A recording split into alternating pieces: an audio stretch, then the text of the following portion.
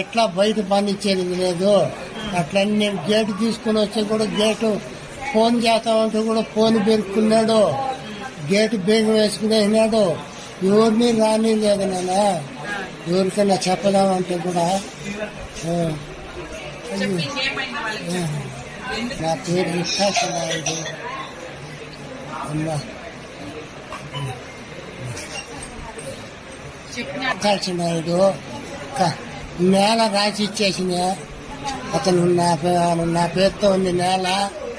నా నేల అని చెప్పి వాడు నువ్వు ఏడ బయట పోకూడదు, నేను కాళ్ళు చేతులు ఉంచేసి కూతురు దగ్గరికి పోతున్నావని. నేను ఉంటున్నది గుడిపాలలో ముట్టువాళ్ళ ఊరిలో ఉంటున్నాను. మా నాన్న పేరు వికాక్షి నాయుడు, మా అన్నయ్య పేరు జయచంద్ర. మాకేమంటే 2013లో నేను పెళ్లి చేసుకున్నాను. పెళ్లి చేసుకున్న తర్వాత మా నాన్నను బెదిరించి మా అన్నయ్య ఆస్తి రాపించుకున్నాడు. ఇన్ని రోజులు నాన్న నెల నెల జీతం ఇస్తున్నాడు, 42,000 ఇస్తున్నందువల్ల ఇన్ని సంవత్సరాలుగా అన్నం పెడుతున్నారు. ఇప్పుడు డిసెంబర్ 31వ తేదీ రిటైర్ అయినాడు.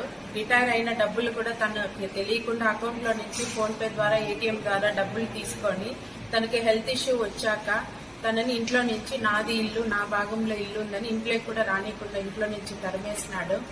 ఇప్పుడు మా నాన్నకు కావాల్సిన వస్తువులు తీసుకోవడానికి ఇంటికి వెళ్తే బలవంతంగా వాళ్ళు కొట్టి నడుము ఇంజురీ అయింది. ప్రస్తుతం మేము చిత్తూరు జిహెచ్ హాస్పిటల్లో ట్రీట్మెంట్లో ఉన్నాము.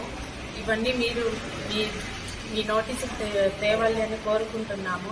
మాకు ఇవన్నీ మీరు ఎంక్వైరీ చేసి సరైన న్యాయం కల్పిస్తారని పుతలపట్టు స్టేషన్లో కూడా కంప్లైంట్ ఇస్తున్నాము. సరైన న్యాయం కల్పించమని అడుగుతున్నాము.